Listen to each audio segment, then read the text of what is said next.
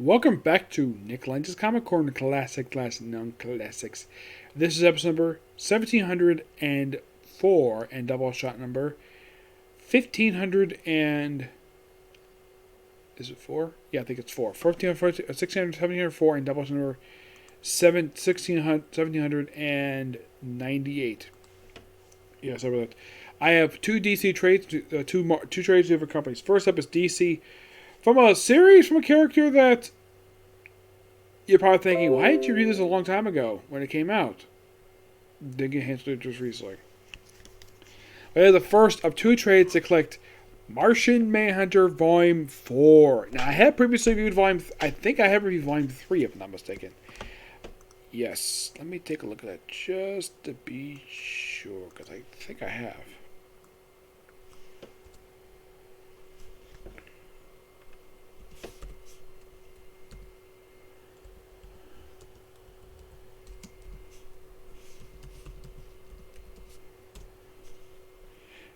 Yeah, I have reviewed the Others Among Us, which was the collect issues from the previous line for this series, which was a mini-series. Yeah, this was his second ongoing series he published. Yeah, there was a volume published after this one. It was a 12-issue max series by Steve Orlando. This one is the ongoing series done by Rob Williams. Yes, this was his first series of he's had of his own since 2007. Yes, it had been that long. But ongoing wise, first time since his second volume ended, I think it was like 2001. So it's been like over a decade. Now, Ultimate Universe. This is basically this universe is the new 52 version of, well, I've referred to as the post-Flashpoint version of Martian Manhunter. Oh yeah, by the way, but this came out in 2014. Actually, more like 2015. These issues came out. Let's collect the first 6 issues of this run, all on DC Sneak Peek. Of course, most of them by Rob Williams, under art by Eddie Barrows and Dustin Neves. Yeah, mostly 2015. You're thinking 2015, like, oh crap, not that period of time. The one part of DC's history that fans think it was a failure, and the reason why we got DC Rebirth, DCU. This is one of the series that started during that era. And it didn't last very long. Is it a terrible series? No, it isn't. It does introduce a few good characters like Mr. Biscuits. Yeah, mostly when you have just Martian Manhunter just do his alien stuff. We have a reappearance by Superman in the Dark Tomorrow look. You know, with the jeans and t-shirt. Yeah, that pops up here for a couple issues. And we also have one point where the Earth is basically reduced to ash. Not just per se, but basically it's made to wasteland. Yeah, and this is basically Marshmaller's look for the current continuity. Yep. He's here for this. And here's Superman in his Dark Tomorrow look. Yeah, he's here at the start of this book, but mostly he does not play that big of a role. We have Wonder Woman in the Day of Finch look.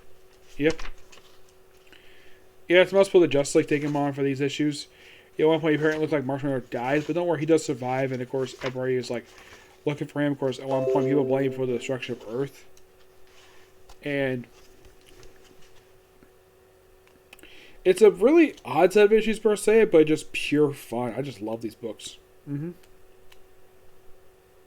We have this one really cool bit here where you have Aquaman in the look that came out during Colin Bunn's run for Aquaman. So it's almost like you could say this is just a clear advertisement for these issues of basically DCU era.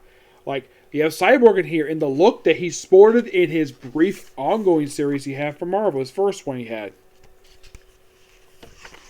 Let me show this off because, yeah, like, here's Cyborg's look.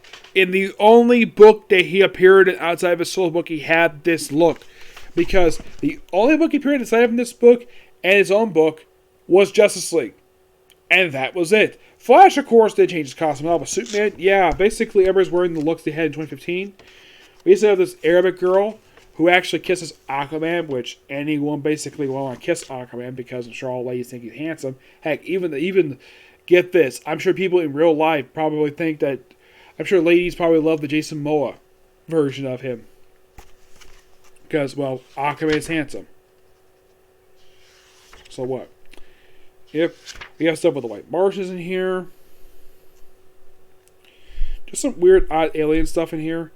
We have some references here to, like, we have this, which that is a reference to, I think it's like Resident Evil.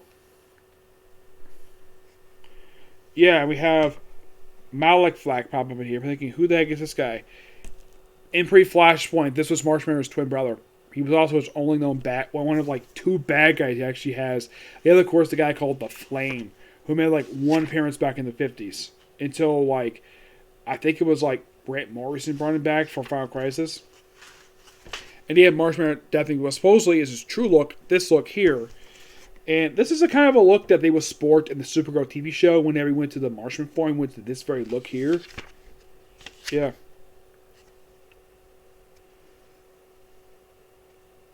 And apparently Mr. Mystery apparently is a pop culture reference, like, and Paul Blart Markop, which, okay, that's kind of funny. That's going to lead to the events of Volume 2 for this book. Yeah, Rob Williams is definitely doing a pretty good job with this one. I'm going to give this book a 9 out of 10. Just pretty good. Not terrible per se, it's just that, well, it's a run people don't usually talk about very much because, well, some people probably think Marshman probably never had an ongoing series. Well, he did. This was his fourth volume. His first volume published back in the 80s, where it was done by Jay DeMatteis and Keith Giffen. The second volume, this is some long-time comments might know about this one. The one done by John Ostrander and Tom Mandrake, which actually had 2 trades published before the DC stopped for some reason. You had the main series published, I think it was like in 07, I think it was. It came out after Infinite Crisis. And then you have this book publishing in 2015, which lasted for a year before I canceled. Yep. Alright, next up it is X-Men Epic Collection. Book number 8. Magneto. This collects issues from Kenny X-Men issues 144 and 153, A number 5, Avengers A number 10, Bizarre Adventures 27, and material from our fanfare 1 through 4. Let me talk about those first because it is, simply put, Spider-Man the X-Men the Savage Land. And Spider-Man references his last time he was in the Savage Land, where he met an alien down there, also ran into Kraven the Hunter. That's something Stan Lee did. This came back in the early 80s, mind you. Yes. That's simply what that miniseries is. It's also appearance by Ka-Zar for this story arc. And it's one of those things that associate with basically Ka-Zar's like history, per se, this 4-parter. The Avengers A number 10. Discusses multiple times, done by Chris Claremont. Now, all the issues in this book, minus the other books, mostly this is done by Chris Claremont, Joe Duffy, and Bob Layton, with artwork by David Cockrum, Michael Golden, Brett Anderson, Paul Smith, Jim Sherman, George Perez, John Bushma, and Bob McLeod. Yes. Now, Avengers number 10 that comes after Kenny X 149. Yeah, mostly has a guest appearance by Spider-Woman. Yeah, she appears in here for a few issues for some reason. The first part of the issues is most with the X-Men taking on Doctor Doom and Arcade for a few issues. And meanwhile, though, there's also a B-plot where you have Cyclops on an island with a woman named Lee, who they have a thing for each other, and then they run into Magneto, which leads to events issue 150, which Magneto tries to threaten the world with nuclear annihilation. And though he's stopped by the X-Men, mind you, it's a really good story arc, a really good issue 150, which this is followed up with 50 issues later, issue 200. Well, he's playing trial for this. Yep, he is. As for issues 152, 153, now, basically Kitty Pryde was deemed because she was kind of young, because she's kind of a member of the X-Men at this point. She didn't need to go out the field. Of course, she at one point was basically a costume. And then she put another outfit to go on the field because she proved herself during this book and the 2-parter where her parents pulled her out of school, despite the fact doing really well at the Xavier Institute. Yeah, I'm not really sure why in the book they had pulled her out, but they probably would put her in a different school. Despite the fact she's doing really well. Why would you pull your kid out if she's doing well in a school academically? Like, why? It makes no fucking sense. It's here for a 2-parter. 153, just basically a brief return to the X-Men for a standalone issue, and that's it. Great set of issues in here. The annual itself, you're probably thinking, is this the annual where they X-Men fight Dracula? No, that's annual number 6. This annual, which, let's see,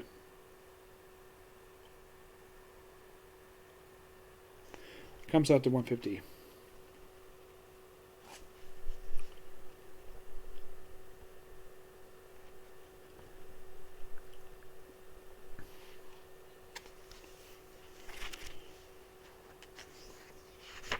Oh yeah, this annual also deals with the X-Team with Fantastic Four for an issue.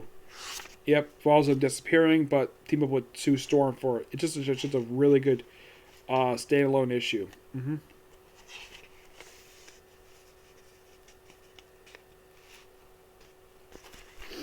Yeah, really fun stuff here with that. Yeah, which does lead to the Fantastic Four versus X miniseries that came out a little bit later after this one. Yep, and as for Bizarre Adventures 27, oh boy, this one.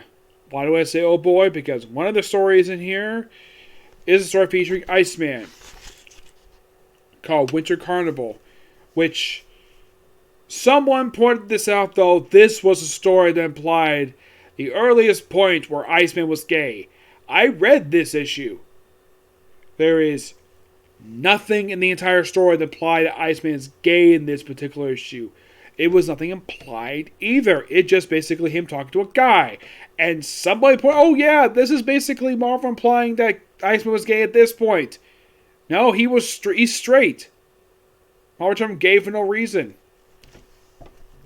Yeah, and of course, because it's Bizarre Adventures, the book is published in black and white. Yep. Which, gotta love this color thing. Yes, this has come back in the late 80s. The first story in here is all about the Phoenix. That's done by Chris Claremont. The Iceman story is on Mary Jo Duffy, who also has the Nightcrawler story. Yeah, it's just a really good standalone story featuring Jean Grey. Yeah, that's what it is. Just a standalone story featuring Jean Grey. Also her hiding Atuma from Namor, which is so awesome. Just a really good issue. For some reason, for X600, they printed this story. Which you read, it's like, oh, like, some people point out, this was the early time Iceman was gay.